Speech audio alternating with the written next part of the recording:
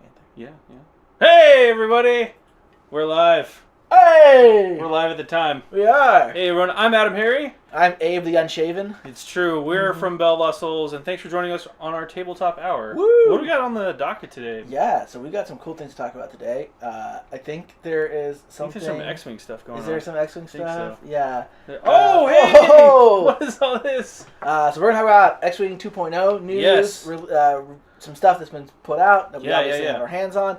And then we're going to follow it up with some discussion from our Age of Sigmar Masters. Yes. About JR will be joining us. The new Nighthaunts and Stormcast Eternal. Tons of new Stormcast stuff. Right? Yeah. That's what they call them in that game? Battle Tomes? Not Battle Tombs. I know the Nighthaunts are dead, so you think like... They should have been a right, Battle Tomb. Right, that's what I was saying. Yeah, that's a missed opportunity. Missed shot. That's okay. Your pun department needs a new head.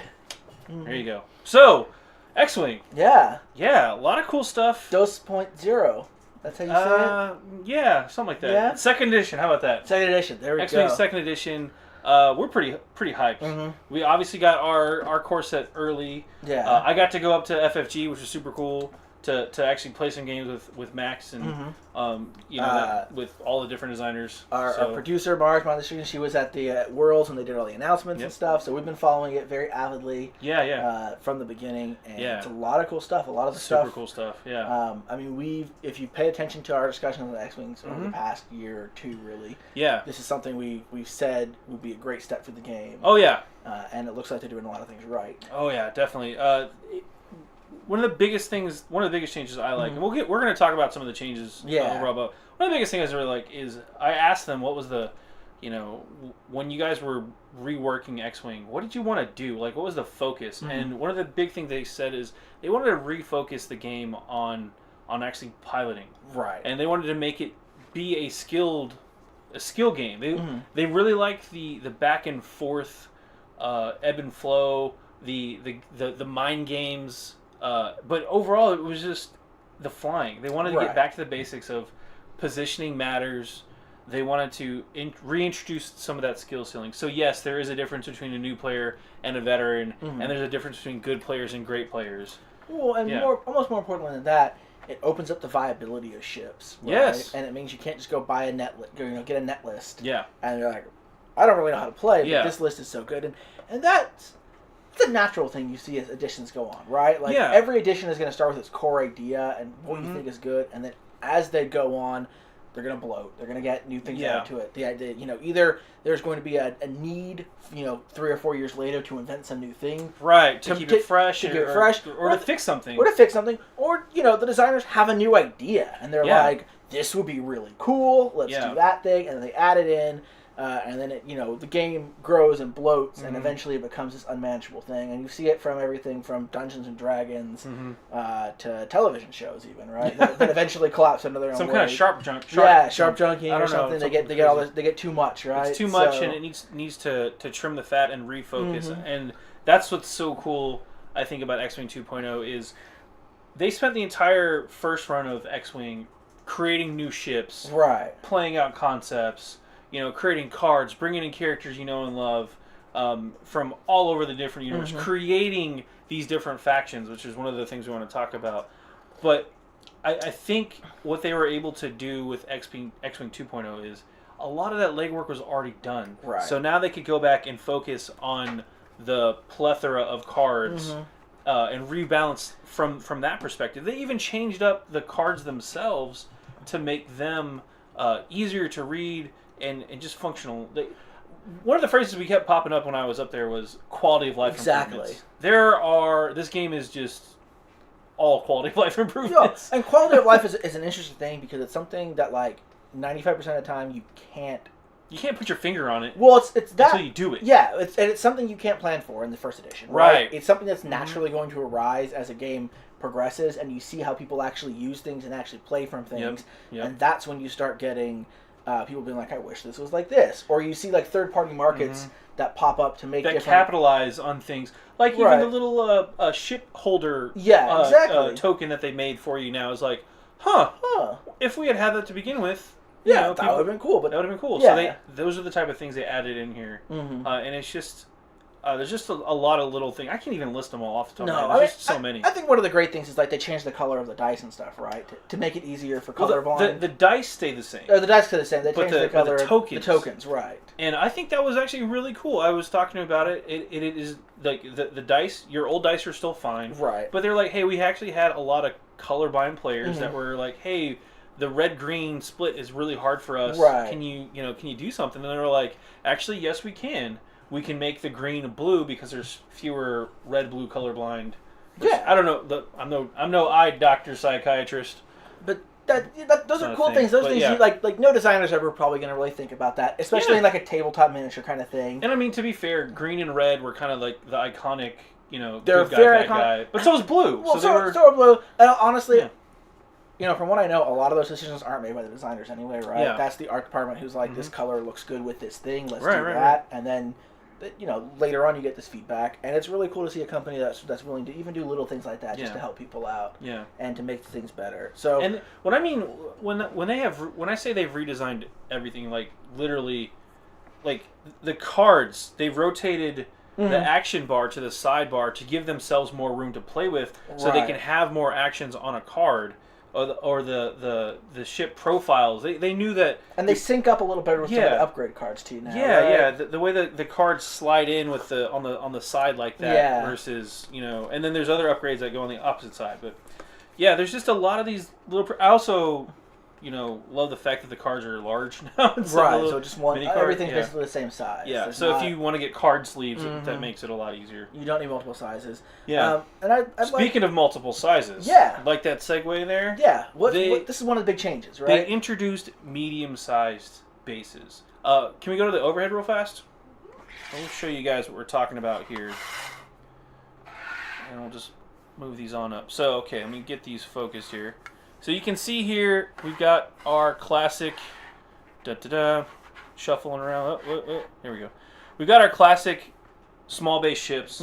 This is one of the new X-Wings, by the way. And pro tip, if you're going to open and close the S-foils, they recommend grabbing by the engines to close. Open and close. But they do open and close, which justifies 2.0 entirely. If that was the only change, I'd be like, Game of the Year edition. By the way, T65s. Good now. They are probably, according to the designers at least, and I trust them, one of the most improved ships. I think so. Well, let's talk about that a little bit. Because there are some things I want to talk about. Small base ship. Yeah. Classic T65 X-Wing.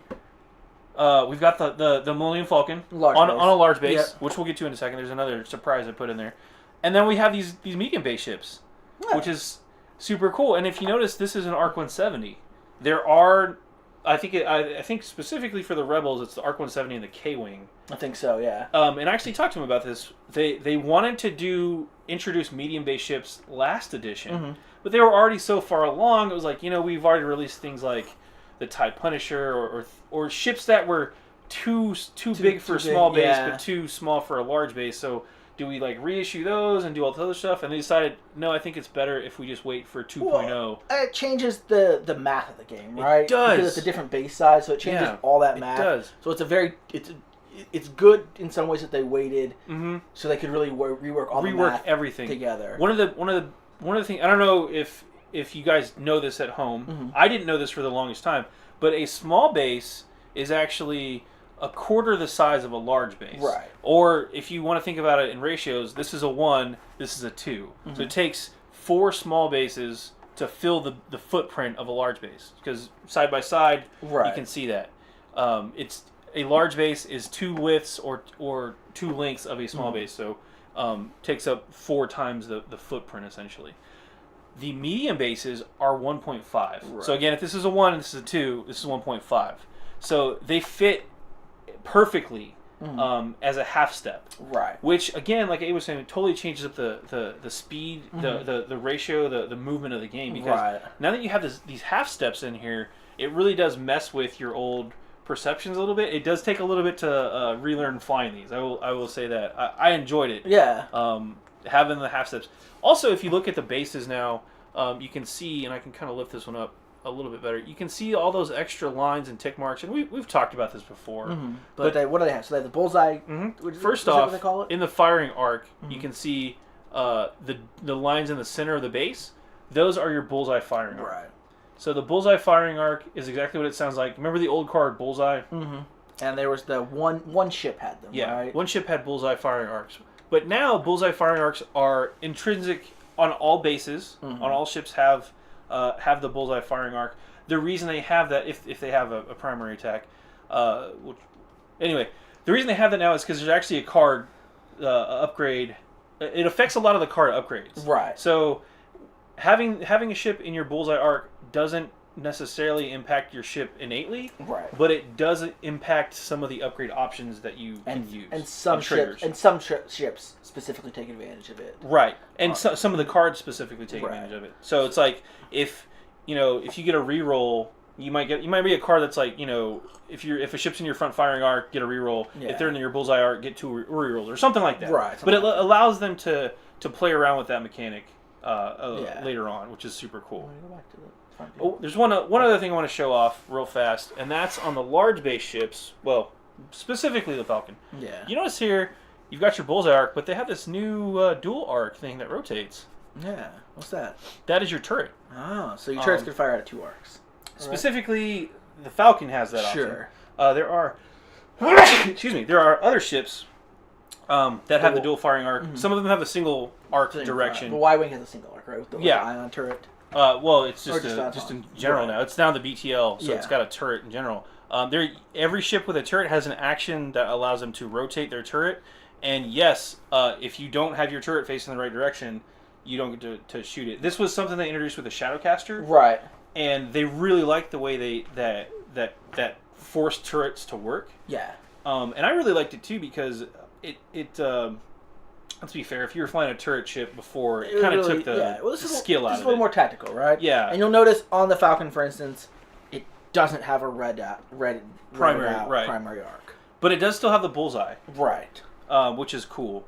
All of the ships have their arcs drawn on them too, so that makes it a lot easier. They have those half ticks to use for barrel roll, right? For barrel rolling and things like that. Barrel roll changed up slightly, so you no longer have this infinite position. Back to the front, I think. Yeah. Mars, you want to take us back to the front? So it's just a lot of little quality of life improvements that make the game just look and play a lot better, I think. Definitely. And I think that the medium ship is a really great addition to the game because there were a number of ships like the Ark, like the TIE Silencer, some of those ships that were just like, this is too big for a small base. And you're like, is it really big enough for a large base? Yeah, and it was always awkward to see like these big ships on the small base. I can't even see the base beneath it. Yeah. Right? And then they look too small on the large base. So it's the medium ship design, I think, is really cool. That's really cool. So talking about the X-Wing a little bit, we said we were going to... I said I wanted to mention a couple things about that real quickly. Yeah. One of the things I really like, and we've got the dial here, but even though you can't see it, is I was talking about how, at the beginning, how that sometimes they think of new ideas that they want to put into the game, right? Yeah. So you've got, as the game went over, you got some new maneuvers added to the game. Yeah. Talon rolls, things like that let you do these different maneuvers. And those were new, so not all the ships had them. None of the old ships had them, and they were like, well, can we maybe make a card that we can slot in there? Right. But then it's weird because you have an awkward upgrade slot. Like, do you make it free or do you charge points? Or shard and refit it and make it negative points? Negative points and something. So so one of the really cool things that they did as part of the 2.0 rework is they went back and they gave those abilities to a lot of other ships. Yeah. So the T-65, for instance, has the Talon roll, right? Right.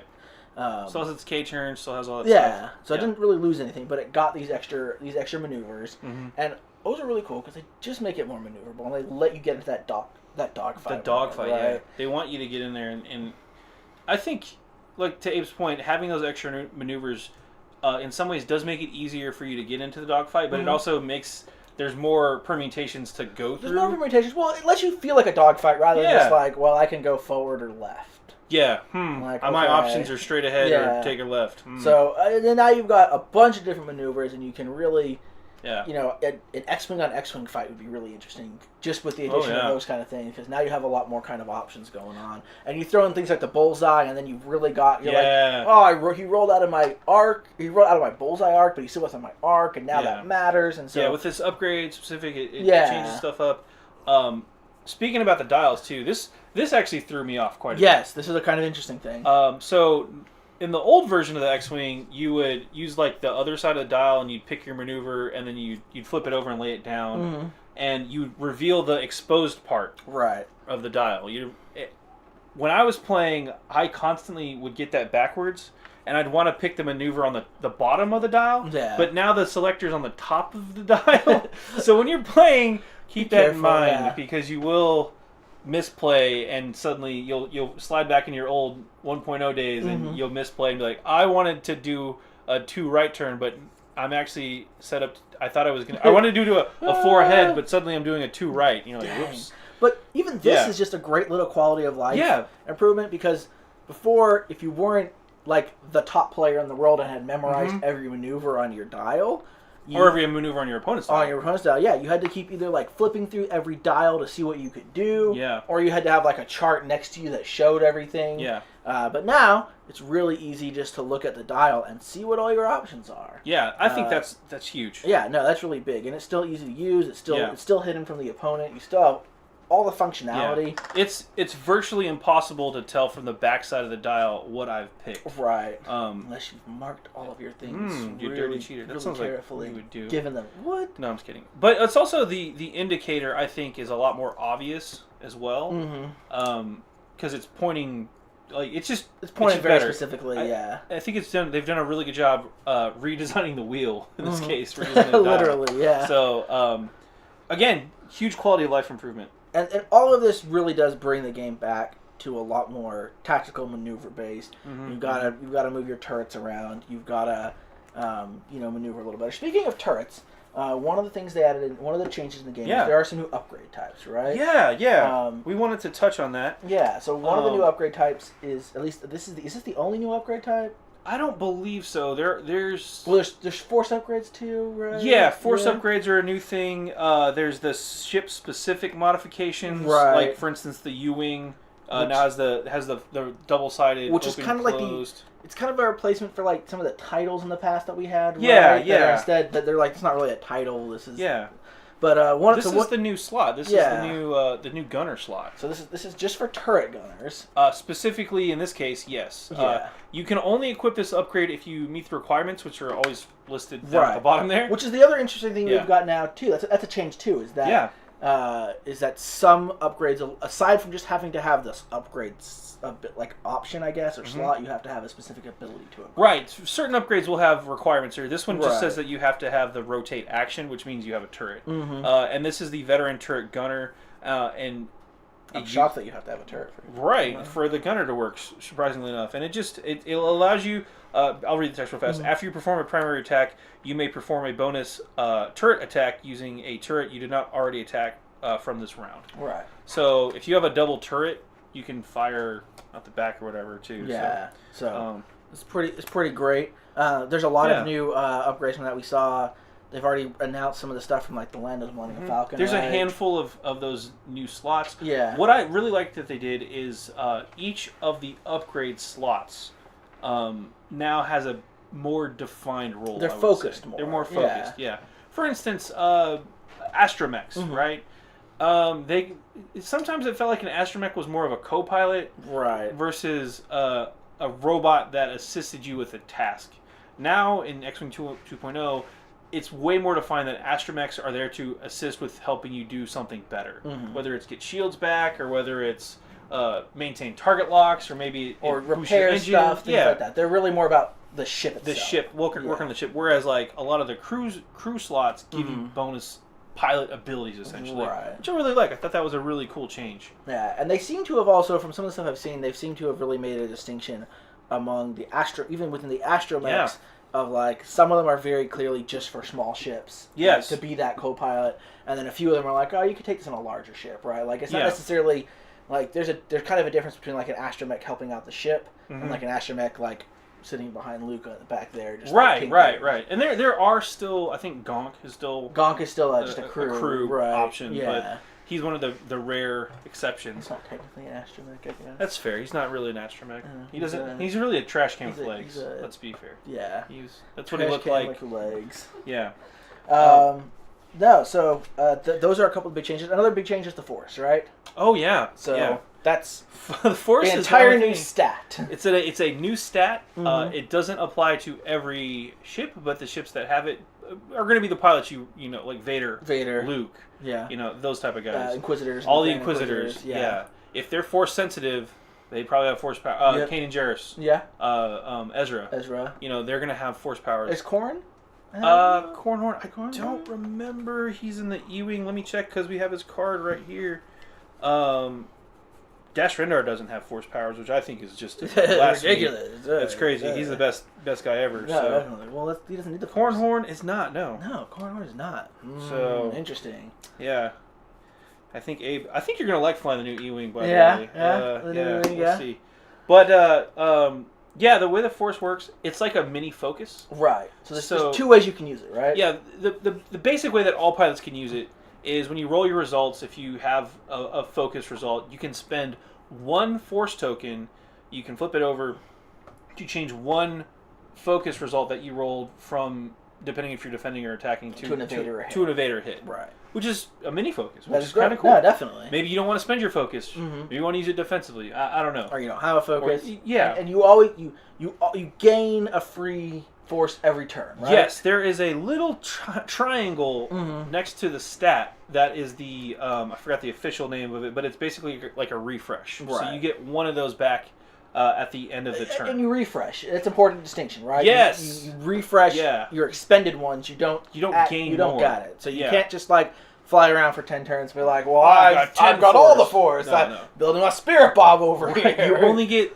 You're up to your maximum number, which is normally like one or two for most. Vader's got like 3 because he's Vader. But and another thing that you can do is you can spend as many Force charges as you have to flip as many results as you've rolled. So if you've got 3 Force because you're Vader and you roll 3 blanks for something, you'd be like, or three focus. You're like, oh, well, I didn't bring a focus token, but I got all this Force. Right. And then at the end of your turn, you'll get one back. You'll get one back. So it's a very interesting dynamic where you can be like.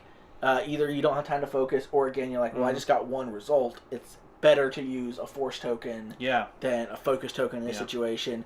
And then you're like, oh, I already got 2. Like, now is it better to use 2 Force or get one back or keep my focus? So interesting mini game. And then there's also a lot of abilities that trigger off of the Force, right? Yeah, if you have a Force power in your stat bar, you're going to have a pilot ability that reflects that. Right. And they've taken great pains to use those pilot abilities in a way that thematically fits their Force power. For example, Vader spends his Force to get more actions, right? Which is very Vadery. Definitely. Luke typically is shown when he's, especially piloting, he typically uses his Force power as a way to defend himself. Or to shoot proton torpedoes. I mean, that was just a luck shot. 1 in a million kids, whatever. Yeah. But he used to bullseye, swamp rats. Womp rats. Whatever. In his T-17. In his T-65 back home. I said it wrong on purpose. But anyway, his Force power is generally very defensive.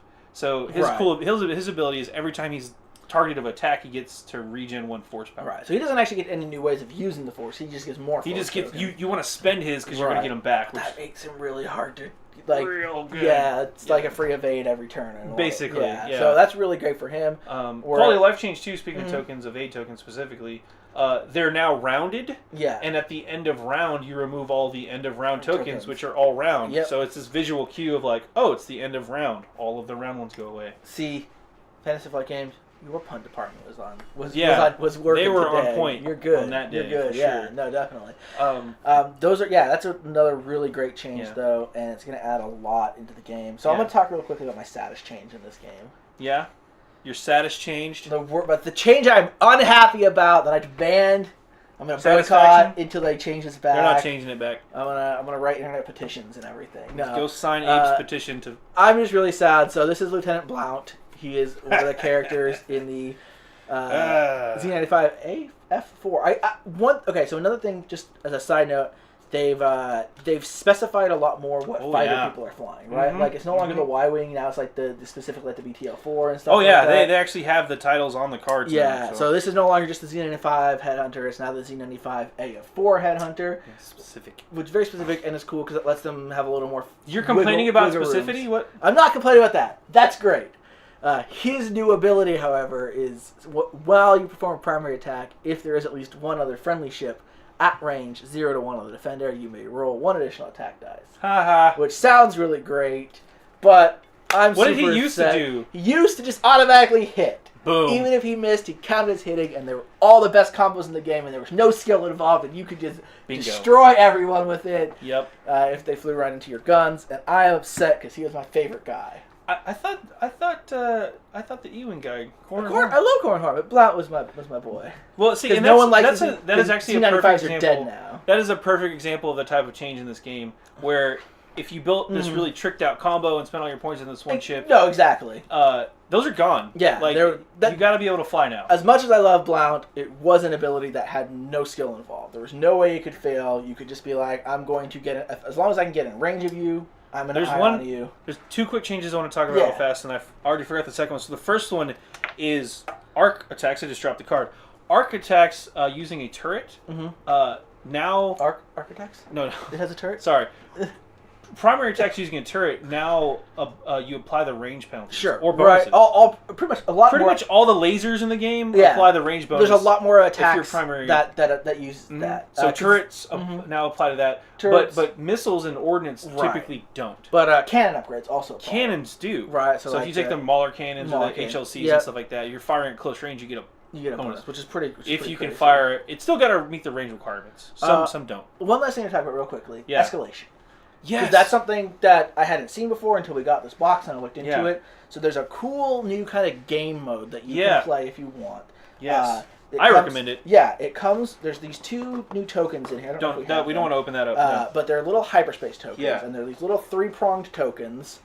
And you place them on the table at the game, and then there's this game mode where you're using the threat level points, right? Yeah, threat level is the new thing. That's the other thing I want to talk about, but keep going. Right, so it's instead of points, you have this kind of like generic score that each ship has.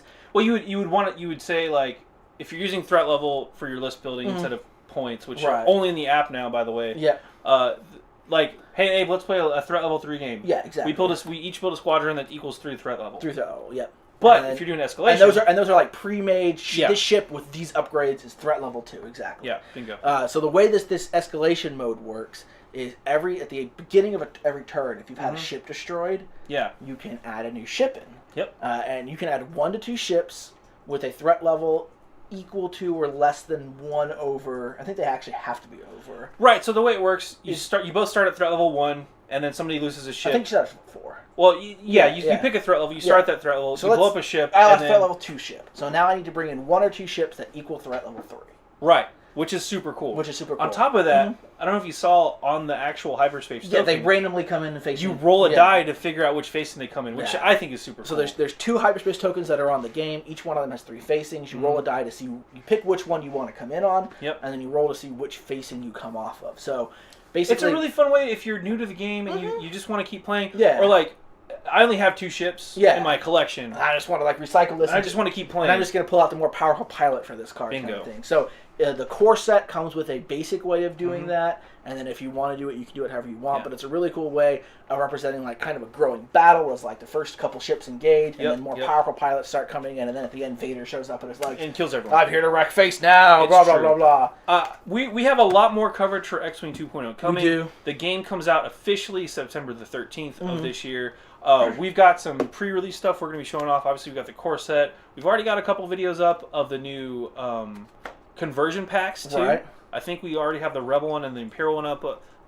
Keep an eye out for those. Yeah, check out maybe the Imperial one's coming up later today. Check our YouTube channel. Check our YouTube channel. Check the webpage out. We'll have that. And then I know we've also got Scum and Villainy. Spoiler alert. We do. And we might have a couple of ship packs floating around out there too. I don't know. We'll see. We'll see what happens. I think we're gonna do a screen wipe into another galaxy. Good job, Adam. Yeah, good job, Abe. And I'm gonna tag team in here. Dun da da. Because it's time for no more wars, but ages. The Age of Sigmar. Ages of Sigmar. More like, if you could take the X-Wing away, please, and then JR, there's the books right there. We've got some other big news, some other fun times. More like the Age of Sigmar. Oh! Because there's more of it. It's true. Abe. Bye, guys. Bye, guys. Bye, Abe. All right. JR. Yes. It's Sigmar time. Sigmar time. Yes. So, stop. Collaborate and listen? Hammer time. Oh. We were going for the same reference, I think, but yeah. We just made our producer eye roll and audibly... It's like we went for a high five and then just went... Ugh. Yeah, but we made her audibly groan. I think that's a win. Can we get a... Boom! There we go. So... let's talk about this game. Wait, I'm gone. Abe's leaving. He can't stand the fun we're having. Yeah. Yes! Today we wanted to talk about the 2 different books. We have them a little early, as you can see.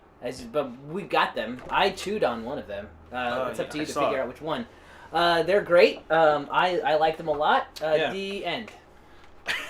That's pretty much it. No, we last week I think we went over the Soul War stuff. We even had our game go up that we played from the starter box. Excellent. And we recently got our hands on the Battle Tome for Nighthaunts and the new Stormcast Eternals Battle Tome. You can see the other one right back there, hiding behind this one. Yeah. Gross. Why would I ever want this one? He's got the yeah. Now we have the new one. Get out of here! This is the good one. Yeah. You want to since you're dogging on the old one, you want to talk about what's in the new one? Yeah, there are 50 units now. 50 freaking units 50 freaking units, including wizards. Wizards, Stormcast wizards. They wear armor and shoot lightning out of the armor that is full of lightning that they wear. They'll kill you in close combat. They'll shoot lightning at you from far away. They'll do all kinds of other cool stuff. Like, it's a ton of fun. Where's that in this book? It's not anywhere in this book because you know what? This book doesn't have them. Whee! He's just going to lay it down. Yep. I'm putting it down gently. Don't worry, folks. I just made it look like I was throwing it away. It's true. In the trash bin. But no, this book is pretty big. It's one of the largest independent armies. If you look at it like a faction overall. Yeah. The Order faction, the Stormcast are clearly the big dogs. I mean, they are on the cover of the Age of Sigmar core book. Like, they're the kind iconic faction, just like Space Marines are for 40K.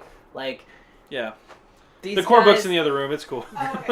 These guys kind of are the face of the game, so it makes sense that they would be the biggest faction. Yeah. But also, what's interesting is it's been like they've before felt a little bit like hard to connect to, right? Yeah. That's one of the things that I like about this book is that because you've actually gone through. Yeah. So you'll never figure this out, but one of us had to read all the Stormcast stuff, and one of us had to read all the Nighthaunts stuff. You'll never guess who read what, but. So you were going through. So I was going through and just reading it, and one of the things that I really like, and I'm a very big like narrative kind of player. Sure. I want a story. I like competitive stuff is great, but I play with Abe, so that's bad. Never mind. Like tactics don't matter, strategy doesn't matter. He just wins. He's touching dice. But what happens? What I like about this one is it kind of makes the Stormcasts more human, and ironically, it's because it dehumanizes them, right? Yeah. Like So we've talked about this, you and I. Can you explain that whole change? Like, what is going on? One of the big things that they talk about in this book is, and one of the reasons why there are all these wizards now, knight incanters and evocators and lords arcanum and knight law firms. Yeah. Exactly. All their names sound like law firm or like lawyer types words. But the reason that all of these guys are here now is because law and order. Sigmar, Sigmar opened up the sacrosanct chambers for each of the storm hosts, and these are the guys whose job it was basically to reforge the souls of the Stormcasts. Yeah, they pretty much had to constantly be doing things, and you know, people have already established that Stormcasts getting reborn makes them a little bit less human.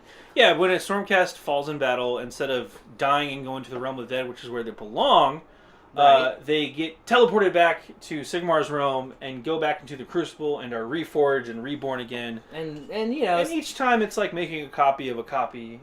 It gets a little bit worse for wear. But now that those things aren't being manned and overseen by the people whose job it was to do that, because they've been sent out into the world to fight the hordes of undead. Yeah, because the wars on two fronts are bad. Death and chaos. Woo! Go Sigmar. Where's destruction at? They're planning. next. I don't know. Because the like anvils of apotheosis and all the other crazy things that they have aren't manned anymore, things are getting like weird. Yeah. You're seeing storm hosts like that people kind of are becoming more and more unique to their little chapters or factions or whatever. Like some people will come back and have like burning footsteps, or other people will have like a deathly pallor to them, and so it just like there's a flaw to them. There's anything that's problematic for them at all. Yeah, they're no longer perfect. They have a humanizing flaw, and also their humanity is being stripped away slowly. Yeah. Every time they die. Absolutely. And they're getting less and less heroic in that term, like in that sense. They're getting more and more like separate from, and I think that it could lead to some cool stuff in the future. Yeah, we talked about maybe Chaos Eternals, but who knows?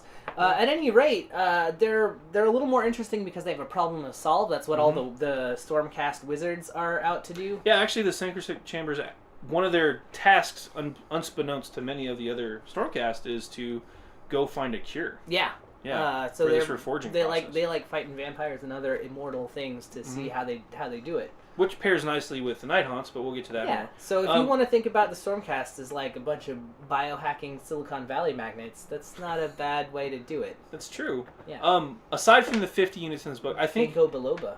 Oh, there you go. The Stormcasts are actually one of the biggest ranges as well. I think in all of Games Workshop, just in terms of model count and different types of models, different poses, different gear. You can get the same character on 4 or 5 different mounts, right? And on foot. It's kind of crazy. It is kind of crazy. And they have models for all of them. And each of them is different too, and not just because of the mount that they're on, but like their magic and stuff is slightly different. Right. Their rules are different. They play different. If you want if you have a play style, you can find a Stormcast army that kind of fits that. I actually think that's really good for the Stormcast as the poster boys for Age of Sigmar. Games Workshop needed an army that everybody could... No, you pronounced it right. James Workshop. James Workshop. Games Workshop. I got getting tongue-tied.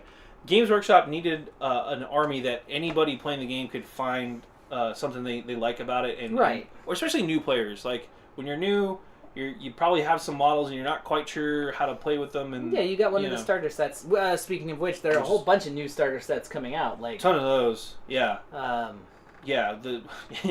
Anyway, when you first get started, you may not know which models do what, and you might end up with a force you're not quite sure what to do with. But the Stormcast are really cool because you can just add more units into your collection and find what playstyle works for you. Do you want to go shooty?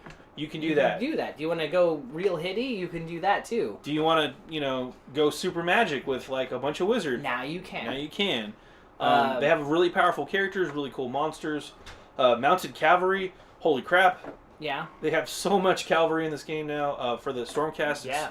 I think 3 or 4 different units. I mean, except for the fact that you need some battle line units, you could probably do like an all-mounted army. I think you can if you take the right leaders. There you go. So right war scrolls and whatever. Yeah. Between speaking of which, there are like 20 new war scrolls in this book. Yep. There's a ton of artifacts. Oh man. There's a Sigmar or a Stormcast like spell lore prayers, which has 6 different spells, all for like one that's specifically Sigmar, and then there's another one that's for the evocators, or at least only them, and it's 3 spells, and there's all kinds of cool stuff. Yeah, battle traits across the board, command abilities, just it's a full-fledged. And I think these 2 books show off the kind of the template moving forward for the battle tomes. I can't wait to see what else they do.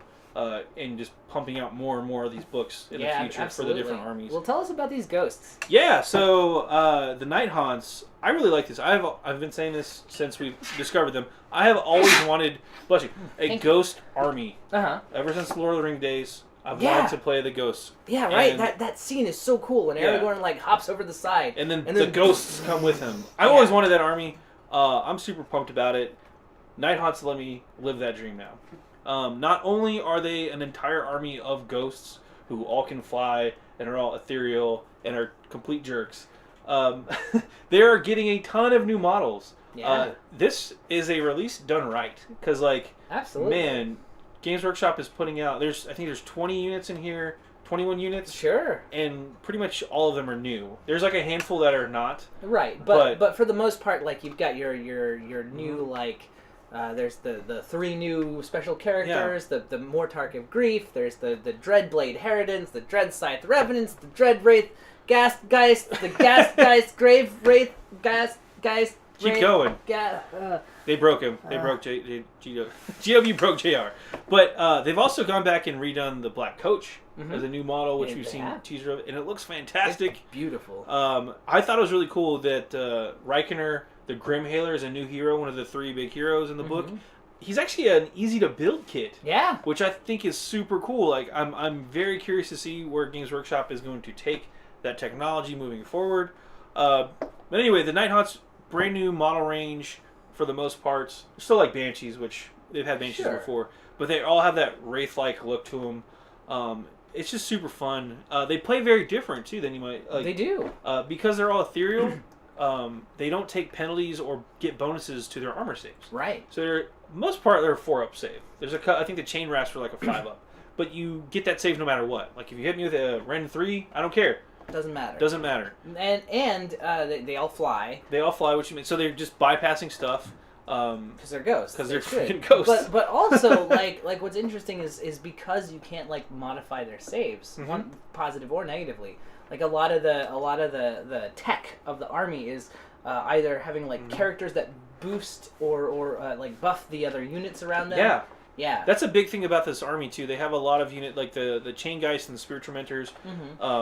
They can help bring models back, or they can make models hit harder or hit more often. Yeah, that's another huge thing that they do is because like most of that army is summonable, right? A lot of the army is summonable. The what's the guys with the lanterns? They can totally bring guys back. Absolutely. A lot of the guys are wizards too. Their characters are wizards, and they have their own spell lore now as well. Sweet. So it's not just like death spells. It's there. On top of it, we forgot to mention both of these books come with three new endless spells each. So like this one has 3 and this one has 3. They're a lot of fun too. I think that endless spells are new mechanics. We think that you might be seeing that going forward in new factions, and who knows, maybe even for the ones that are already out. Yeah. I don't know what a Caradron Overlord endless spell would look like. It's gonna be gold, solid gold. It's just gold. It's just gold.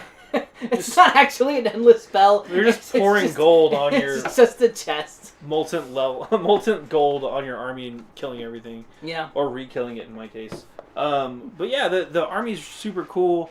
The Nighthaunts are a direct result of the Malign Portents build-up. And that storyline, if you've been following that at all.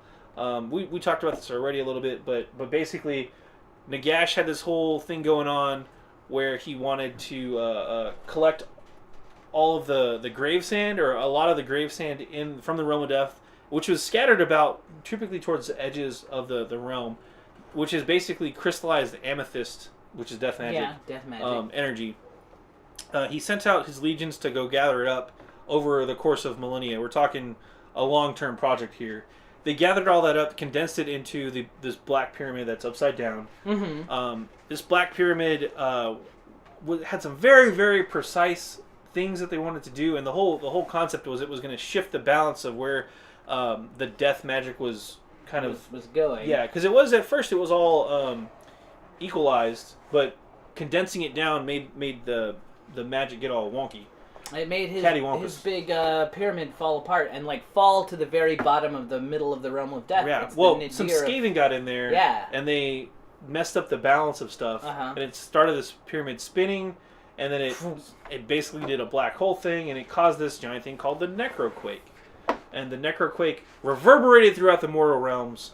And sends all the ghosts. It sends all of the dead into a crazy frenzy and raises up all of these Nighthaunts across all the different realms. So all of the different realms of the dead now, or all the different mortal realms now have these Nighthaunts that are just floating around.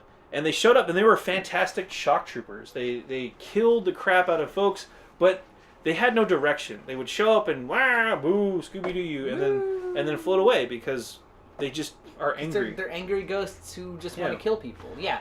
So, but Nagash was like, "Hey, I'm gonna use these guys. I need to figure out a way to do that."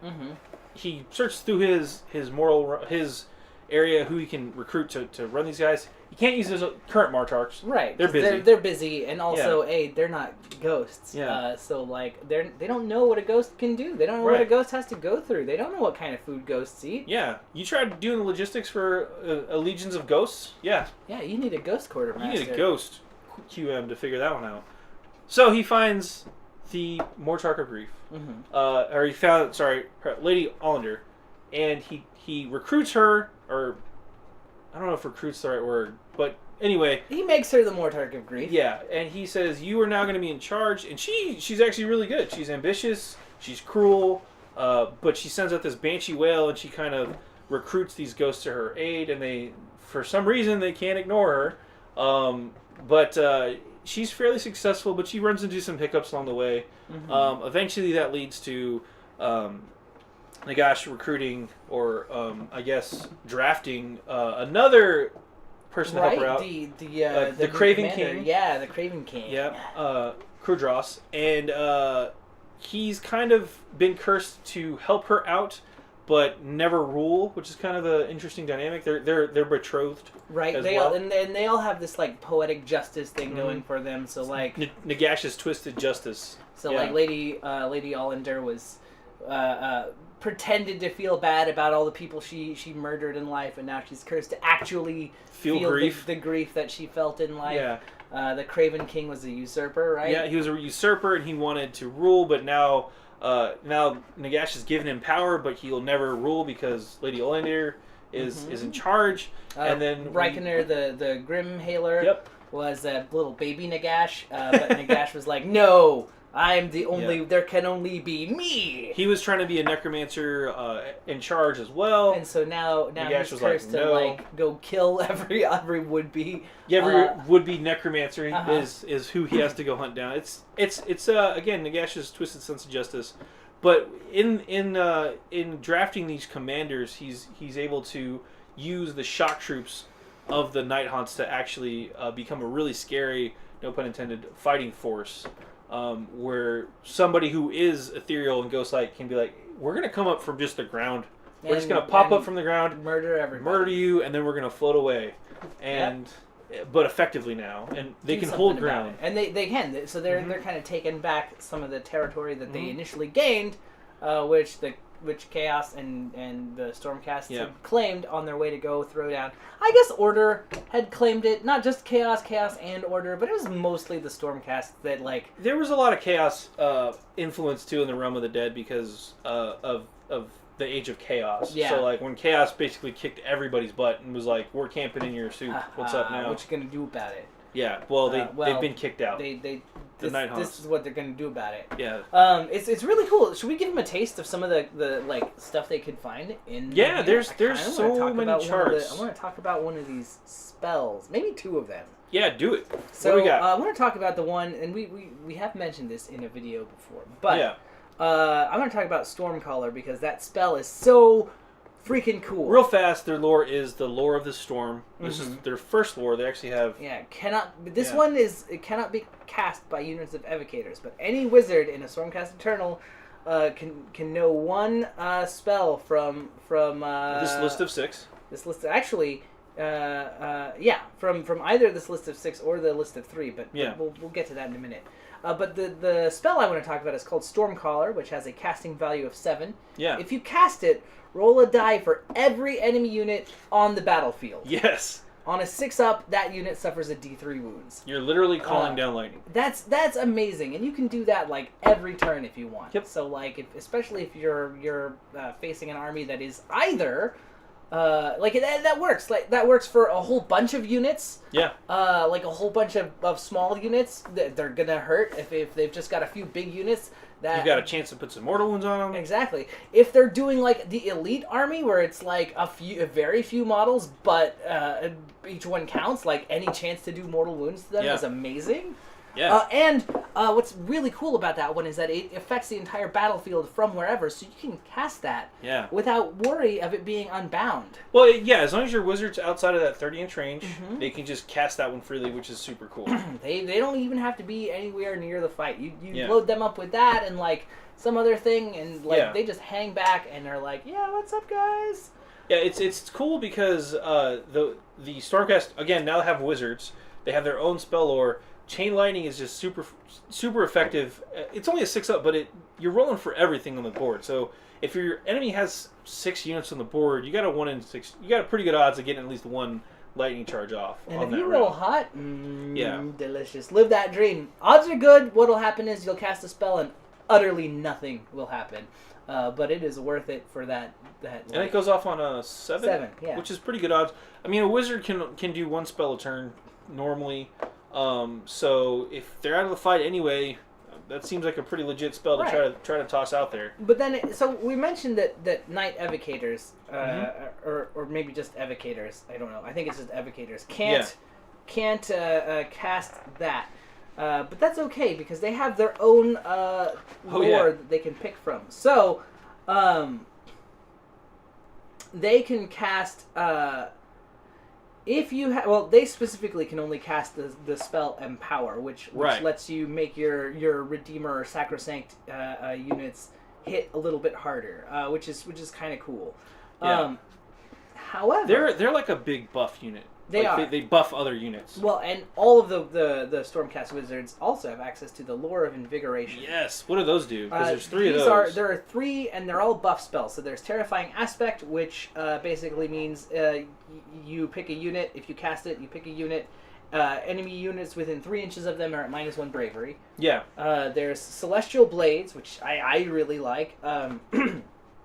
Pick a Stormcast unit within 18 inches of the caster. Add 1 to wound rolls on made with melee weapons until your next hero phase. Yeah. So you get that during your turn and the enemy's turn. Which is a big deal because some of the big hitters for Stormcast Eternals have things that trigger on if you wound on a 6+. Yes. Do this. Do all kinds of crazy stuff. Yeah. And then there's Speed of Lightning, which if you cast it, you can re-roll charge rolls for your whatever unit you pick. So they have a bunch of different ways of buffing up their dudes. I just want to point out too, like those are 3 different spell effects that kind of highlight the versatility of the Stormcast Eternals. Like Absolutely. we're saying at the top, you can really pick your playstyle from this army list and pretty much do however you want to play. This book's got the tools for you to do that. Yeah. Yeah. Yeah, which is, pretty tough for me to counter with my Nighthaunts, but I'm filling up the channel. I really like the Nighthaunts against Stormcast because they both have stuff that's kind of designed to mess with the other one. They do. It's kind of that, the pettiness of Nagash is like, you guys are stealing souls, well, I've got these guys that'll steal them right back. Oh. And Stormcast is like, oh yeah, well, we've got holy water to deal with you guys. So it's this kind of escalating... What's something that the Nighthaunts do specifically that messes with the Stormcasts? Oh, the Storm Tormentors. Let me see if I can pull those up real fast. Yeah, absolutely. Because we're Spirit Tormentors. The Spirit Storm Tormentors. Tormentors. Tormentors. So they have an ability called Captured Soul Energy, which is at the start of the battleship phase. If 3 or more enemy models were slain in the turn, I can pick a friendly Nighthaunt within 6 inches of the Spirit Torment and bring back D3 wounds or heal and to that unit. Or if they were 3 or more Stormcast, I just get 3 back instead of D3. Jeez. So that's the representing we're taking your soul back. Ah. Alternatively, for that thing, instead of healing the unit that's taken wounds, you can also bring back. You can bring back summonable. Bring dudes? back models. Yeah, if they're summonable. So.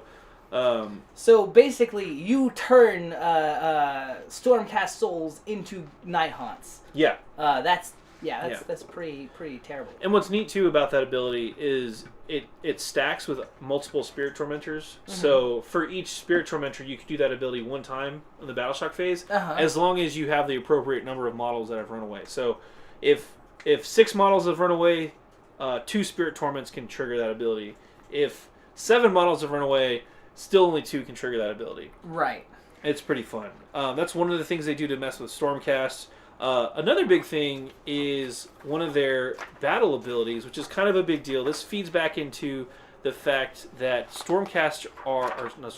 Nighthaunts are actually tougher than they look. Because, again, the ethereal save is nice, but, if I can get to the page, here it is, they have an ability called Deathless Spirits.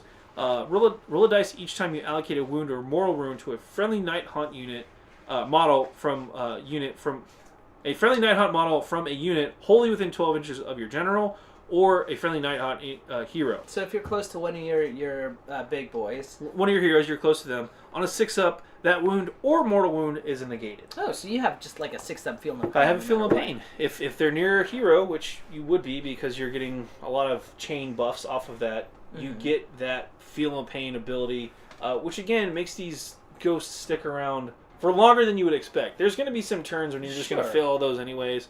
Whatever. We've all failed to roll a 4 plenty of times. Or a 6-up. I mean, or a 6 1 and 6. But there's going to be those. There's going to be those turns when you're just not going to fail a 4-up, and your opponent's going to be like, "Really?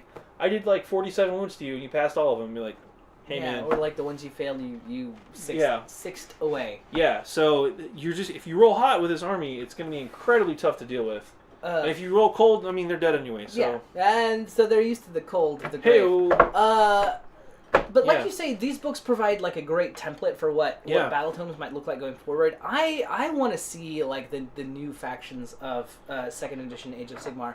That's one of the things I really like about it, and I think I like it more than 40k in that regard, because like you can't really add a new faction to 40k without everyone being like, "Whoa, what? Where did these guys come from for the last 10,000 years?" Right. Yeah, like I mean, you could. And I think they definitely should. Like, I'd love to see a new Xenos race or something show up. Yeah.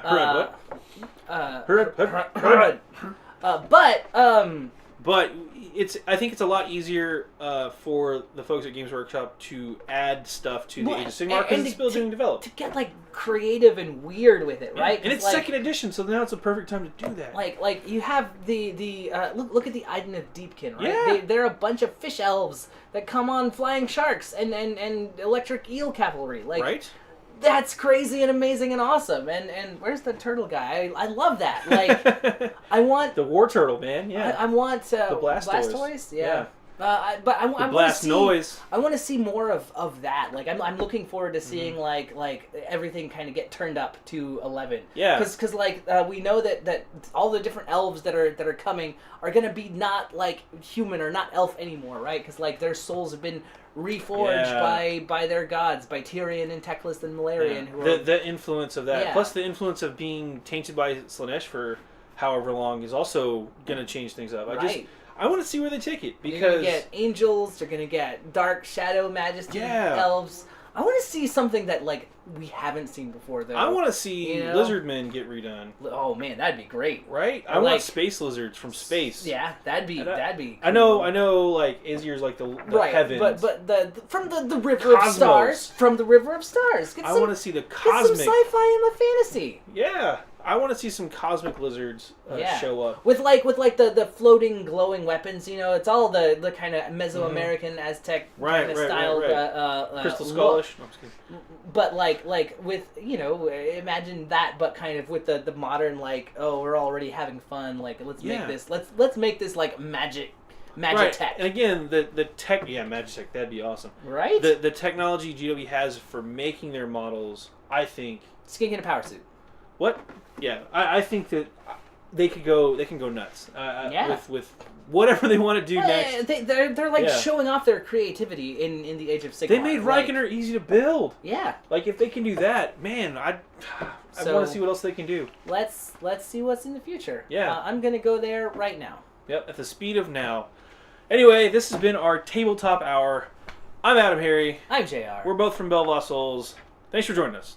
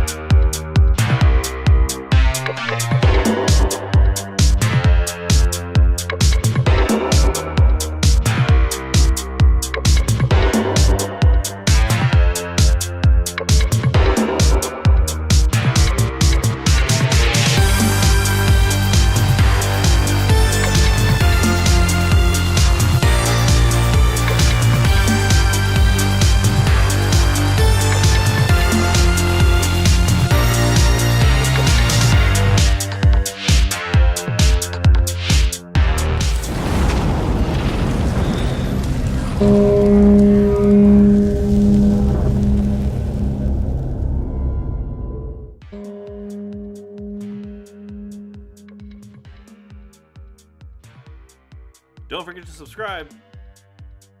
Thanks for watching.